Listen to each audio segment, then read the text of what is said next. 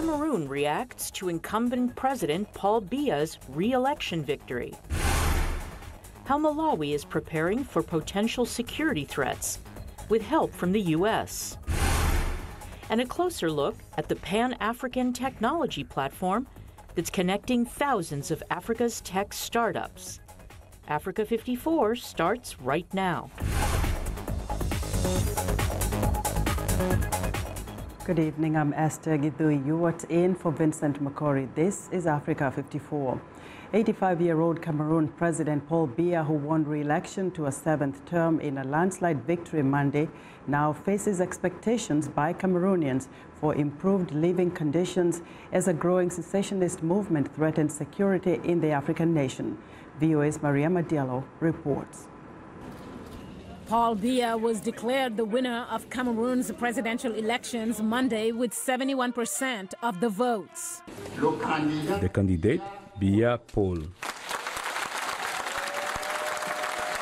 Biya's victory, announced by Constitutional Council head Clement Atangana, comes amid claims from opposition candidates that the election was marred by fraud, including ballot stuffing and voter intimidation. But Biya's supporters are ecstatic.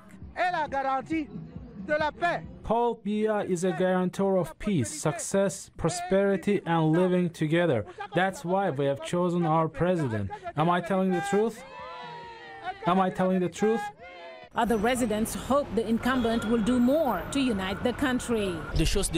We hope he'll be able to restore the cohabitation between our English-speaking and French-speaking brothers so that serenity and peace can still prevail in Cameroon. Violence connected to a separatist movement in the Western Anglophone regions forced tens of thousands to flee in the lead-up to the vote, preventing many from casting ballots. Britain and the United States have urged President Biya to focus on resolving the causes of the violence in that part of the country. Most Cameroonians have only known one president, as Biya has been in power since 1982. Many say they expect a lot from him this time around. We are just waiting for him to improve the living conditions of Cameroonians. We hope that with this last term there will be a lot of change. We especially want him to create jobs for the youth. Also, integrate young people into the formal and non-formal sectors. Biya is Africa's second longest-serving president after Equatorial Guinea's Teodoro Obiang Mbasogo, who came to power in 1979. Mariama Diallo, VOA News. A new report on the conflict in South Sudan's western region of Equatoria shows that abductions, forced child soldier recruits, and sexual slavery of girls as young as 12 continue to take place in the region.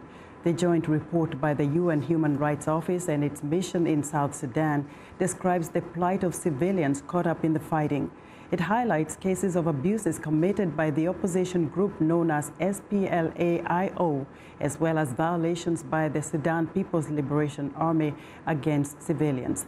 The report documents attacks in at least 28 villages where nearly 900 civilians were abducted, most of them women and girls. The report cites serious violations and human rights abuses, including abductions, rape, sexual slavery, and forced displacement, all of which could amount to war crimes. Eugene Ndorera is the UN human rights representative in South Sudan. The abductions are very worrisome because the majority of them are still in the hands of the captors. So what is important for us is to make sure that they should be released as soon as possible. And in the meantime, as I said earlier, the children were forced to be recruited forcibly by the IO, but I think the more important concern is about what has happened to the young girls. Girls who sometimes are only 12 years old, and they were chosen as wives for the military. They had to parade in front of them, and then they could really choose whoever they wanted. The report covers a period of 5 months between April and August this year. It identifies 3 opposition SPLA-IO commanders who might bear the greatest responsibility for the abuses committed in Western Equatoria during that period. Moving to Liberia, where parents and students of the More Than Me Academy staged protests at the offices of the president in the capital, Monrovia. They were protesting the numerous calls for the closure of the school following a documentary about how the charity failed to protect its students from rape by a senior employee. Last week, the U.S. investigative site ProPublica described how girls were systematically raped by the co-founder of the charity that set up the school. Girls as young as 10 were reportedly sexually abused by charity co-founder Macintosh Johnson, who later died of AIDS. The More Than Me Academy was meant to protect girls from sexual exploitation. The abuse happened at a school at West Point, a notorious slum in Monrovia. A Liberian government official addressed the protesters. We have not reached any decision for them to be put out of school. Our advice to you is for them to go back to school, run your daily activities until we get to a logical conclusion. But no school is going to be closed right now. When the government reaches a certain stage in the investigation, where other determination is made, we will inform the public. The school opened in 2013 to a blaze of publicity, becoming the first of 18 schools that More Than Me schools in a West African country. A United Nations official has warned that Yemen is in imminent danger of being engulfed by unprecedented famine. Mark Lowcock, UN Under-Secretary General for Humanitarian Affairs, says the war-torn Arab country is facing greater famine than any professional in the field has ever seen. VOA's Ladza Hoke reports the UN official called for efforts to stop violence and increase humanitarian aid. Civilians fleeing the fighting between the government and Houthi rebels are facing severe shortage of food. Children are malnourished to the point of starvation, and in some areas they're dying from cholera and diphtheria. My daughter got sick all of a sudden. We tried to nurse her back to health in the neighborhood, but 2 days later, she died. By the time we had buried her, her brother had gotten sick. So we took him to Sana'a, thinking they'd cure him. But he also died. A UN humanitarian official told the UN Security Council that many deaths in Yemen are hunger-related. We also know that many deaths are hidden. Only half the health facilities in Yemen are functioning, and many Yemenis are too poor to access the ones that are open. Lowcock said that according to an earlier estimate, 130 children under the age of 5 were dying every day in Yemen from extreme hunger and disease, and that the situation is getting worse. My assessment, my advice to you, is that there is now a clear and present danger of an imminent and great big famine engulfing Yemen, much bigger than anything any professional in this field has seen during their working lives. UN officials say 1.8 million children are suffering from acute malnutrition in Yemen, with 400,000 of them dangerously undernourished. Lowcock warned that the whole population is in danger of starvation if the fighting doesn't stop. He said the food aid will not be able to feed 29 million Yemenis. Zlaritsa Hoke, VOA News, Washington. Last week, we told you about the U.S. military's new Africa Enlisted Development Strategy. The plan by U.S. Africa Command expands education initiatives for non-commissioned military officers, those troops who typically carry out the military's missions. In its first year, the plan focuses on 4 countries: Ghana, Botswana, Liberia, and Malawi. VOA's Pentagon correspondent Carla Bob sat down with Warrant Officer Class 1 George Bisalomu, the Sergeant Major of the Malawi Defense Force, to discuss the importance of the U.S. training there and how one of Africa's safest countries is preparing for future threats. Non-commissioned officers are known as the backbone of defense forces, the eyes and the ears on the ground. How does this education help make better troops? So, as you know, backbone, all the time, backbone must be strong.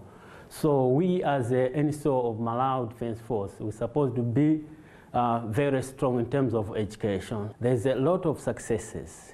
One of the success I can say, I myself, as I am now, I'm a graduate from Sergeant Major's Academy. I was in the first class. If I didn't do this course, I don't think the commander Malawi Defense Force and his team, maybe they can't take me to be in this position. And also, there's some NCOs who are leading the troops go to Peace Intervention Brigade in DRC. They are graduates from this academy.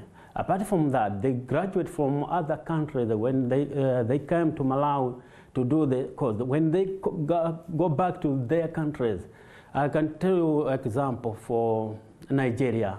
The one graduate from Malawi Defense Force Sergeant Major's Academy currently is appointed to be regimental sergeant major in the Nigerian army. As I'm talking now, there is almost over 11 countries that they are sending their NCOs to Malawi Sergeant Major's Academy. So you can see there is a lot of successes in terms of Sergeant Major's Academy for Malawi. Let's talk about some of the threats that Malawi is facing. What do you think are the biggest threats for Malawi right now? Biggest threats in Malawi Defense Force, maybe because of, as of now, there's, I can say, technology. Maybe in terms of technology, it's maybe in the Malawi Defense Force, maybe we are using maybe old technology, while the other countries, they are using advanced technologies. Not in Malawi, but in northern Mozambique, there's this group that's calling themselves Al-Shabaab, and it's in southern Tanzania as well. Are you worried about that coming to your country? No, because we're bordered by Tanzania, Mozambique, Zambia, but in Malawi, we don't have any information about Al-Shabaab.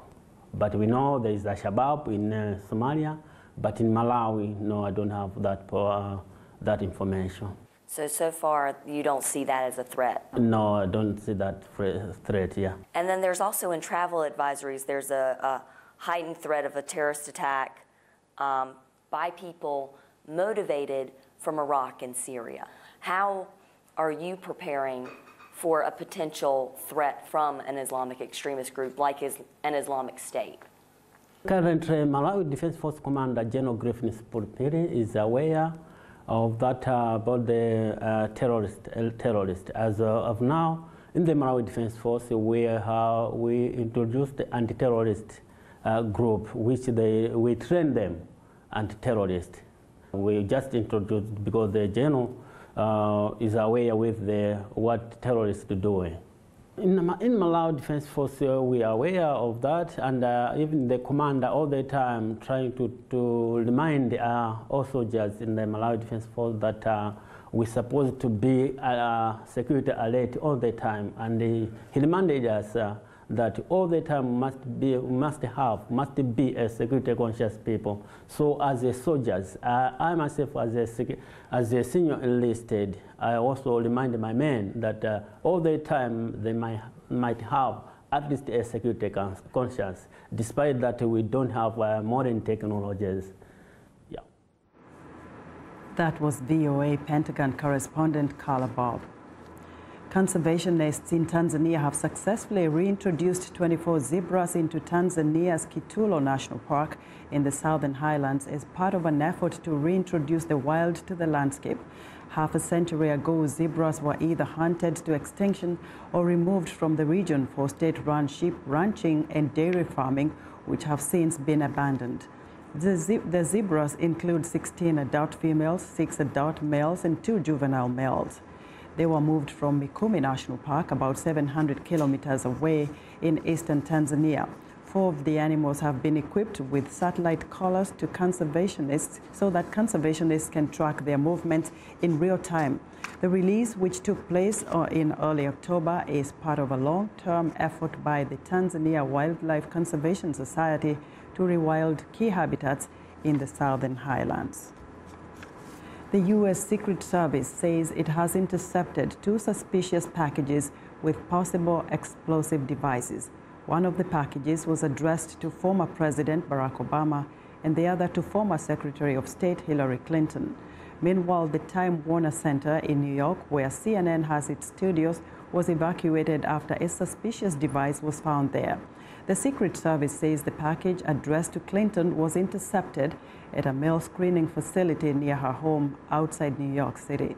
The package addressed to Obama was intercepted in Washington. A White House spokesperson has condemned the attempted attacks. We want to know what you think about Africa 54 and the stories we cover. Join the conversation on Facebook.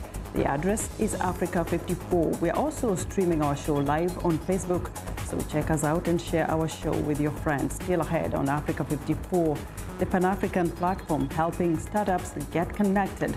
But first, a look at Wednesday's headlines.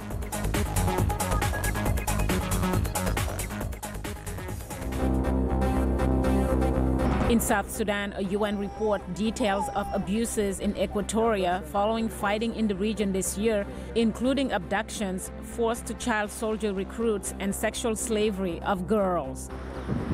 Nelson Chamisa, Zimbabwe's main opposition leader, seeks dialogue on the worsening economic crisis in the nation amid shortages of items such as drugs and fuel. Famous Kenyan musician Blinky Bill Selanga is challenging the concept of African artists as world music after bringing his debut solo album to Europe. In Libya, archaeologists are working to renovate ancient graves in the old city dating back to the Roman period, as insecurity and looting have endangered the sites following the fighting and chaos that have continued since the overthrow of Muammar Gaddafi in 2011.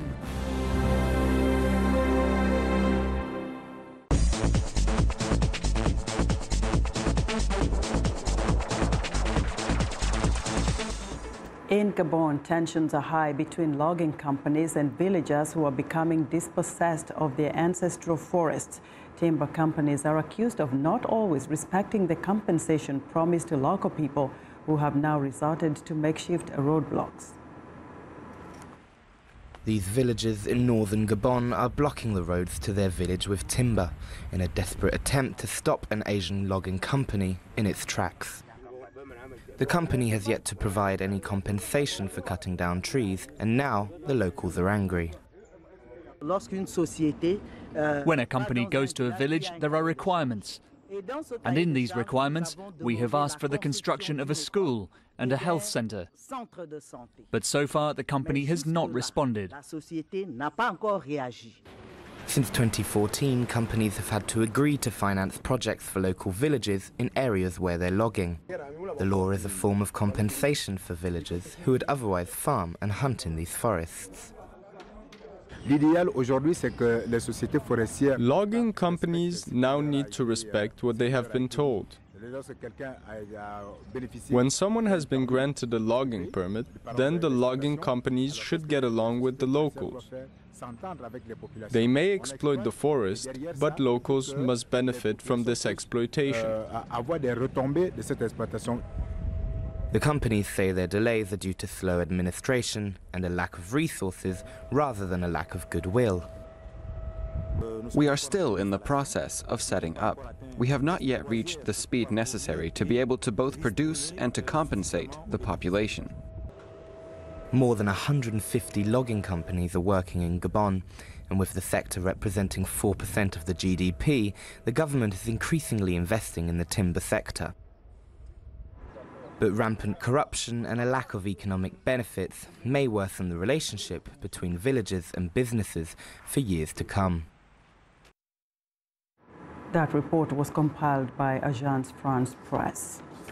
Now, in the last 6 years, a Pan-African technology platform has connected more than 3,000 African tech startups to the global innovation and entrepreneurs hip ecosystem. It's called Demo Africa, and this year's event took place in Casablanca, Morocco. VOA's Jackson Vunganyi was there and joins us in the studio to tell us more. Jackson, welcome back to Africa 54. Thank you very much, Esther. Glad to be here. Of course. And now, give us a brief, description of what really is Demo Africa. So Demo Africa is a launchpad for African startup companies. And over the years, the last 6 years, they have acted as a launchpad. They select top innovators, techpreneurs, startup companies from around the continent, and they hold an event where they take them through like a boot camp and then also expose them to investors from around the continent, but also from the Silicon Valley here in the U.S. Now, with so many people showing what they have and their innovation, their startups, how do they select maybe the winners? What kind of company, what do they get actually, those who win, so top 5 companies? At the end of the day, first of all, they are told how to manage their businesses, they are told how to source funding, they expose them to the global marketplace, and many of these young people, techpreneurs, hope to bring homegrown solutions to local problems, but also to global challenges, like this company from Togo. So what we're trying to do is build the future of transport in Africa, but we're really starting with Francophone West Africa, and a lot of people ask us why.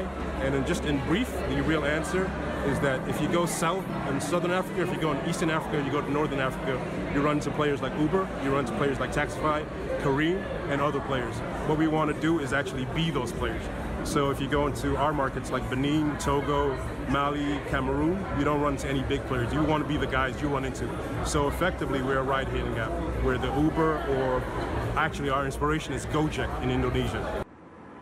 Wonderful where the continent is going with absolutely. Technology, So as you can see, Emeka, that young man, is hoping to, challenge some of the big players in the marketplace of transportations and logistics, which is a big challenge on the continent. He's taking on Uber and other companies that have been working on the continent, and Uber is kind of big in Africa right now. And Emeka is bringing this homegrown solution where he has bikes, motorcycles, people who want to ride for Gozem, and him and many others were the kind of companies that you'll find on Demo Africa. I'm wondering why did they choose Morocco as the event holder? Does it have a lot of tech hubs in absolutely, especially in Casablanca? Morocco has 25 tech hubs and accelerators right now. It's one of the regional innovation hubs, considered a regional innovation hub. Most of the startups, I think in the last couple of years, have raised over $4 million. So, and it also made sense since they have done a tour of sub-Saharan Africa. They were in Nairobi first, and they went to South Africa, Johannesburg last year. This year they decided to bring it to North Africa in Casablanca. Now, briefly, with so many young and upcoming innovators, who won? So they chose 5 of them, and the top one was a young lady, Khadija, who intends to build an electronic for people with physical challenges. Wow. Wonderful. And at the end of the day, they will be taken to Silicon Valley, where they will tour and be exposed to the global ecosystem, entrepreneur ecosystem, and meet investors, potential investors in their company. I think they will have a Silicon Valley right back in Africa, absolutely. Right? Jackson, thank you so much. You're welcome. VOA's reporter Jackson Bunganyi. Now, the technology used in space missions can be expensive, but it has some practical benefits here on Earth. Case in point, the thousands of high-resolution images taken from the surface of Mars, collected by the 2 Mars rovers Spirit and Opportunity. Now, researchers at Carnegie Mellon University in Pittsburgh are using the same technology to analyze air pollution here on our planet. VOA's George Butich reports. When the first images from Mars reached Earth, researchers at Carnegie Mellon University were impressed. You could almost imagine that you're in Mars and kind of zoom into a particular rock and learn something from that. A few years ago, they installed some of the so-called haze cameras, comparable to those used on Mars, to take high-resolution images of Pittsburgh every 5 seconds, day and night.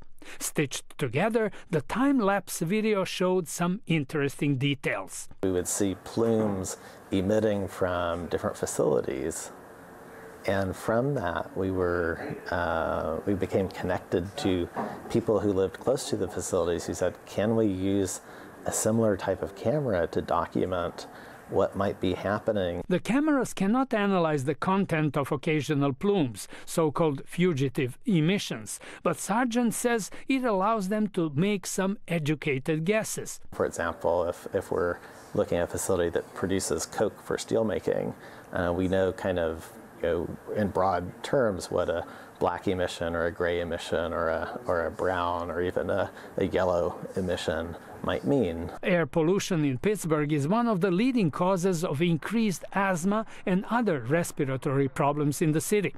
Sargent says the high-resolution images mean the public can now see where the pollution is coming from. We've seen a number of different reactions from the public, from industry. A number of researchers, notably from China, have visited the university, looking at the possibility of using the same technology to analyze the air in some of their most smog-prone cities. George Putic, VOA News, Pittsburgh.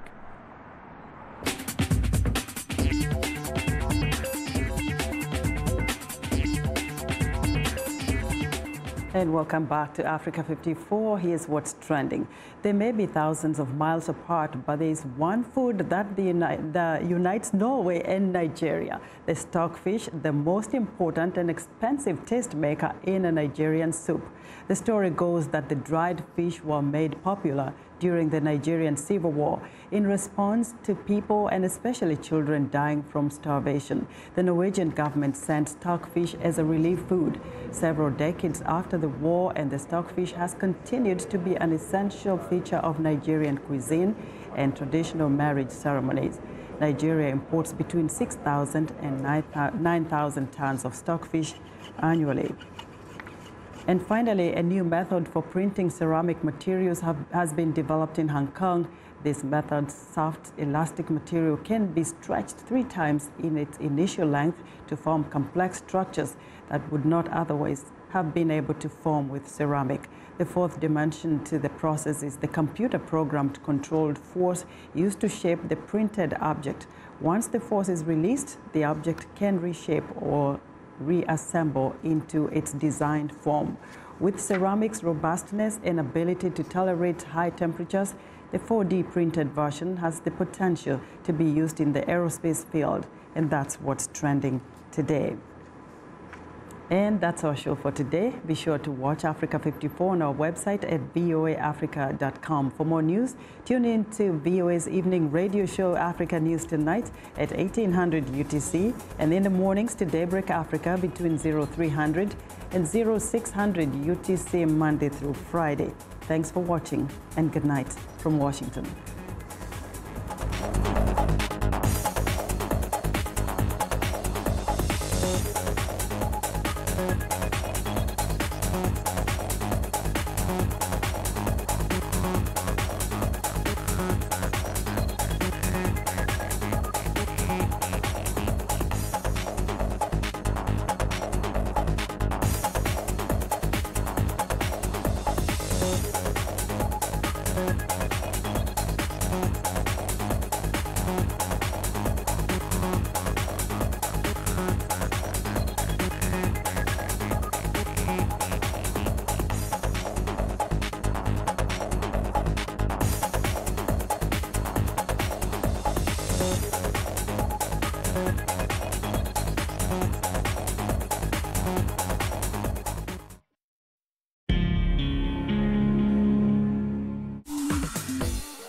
Welcome to English in a Minute. So, you know what happy is, and medium comes between small and large. To find a happy medium. So, is this idiom about feeling kind of happy? How is it going with your neighbor? Is he still complaining about your playing the trombone at night? He was, but it's fine now. How did you guys work it out?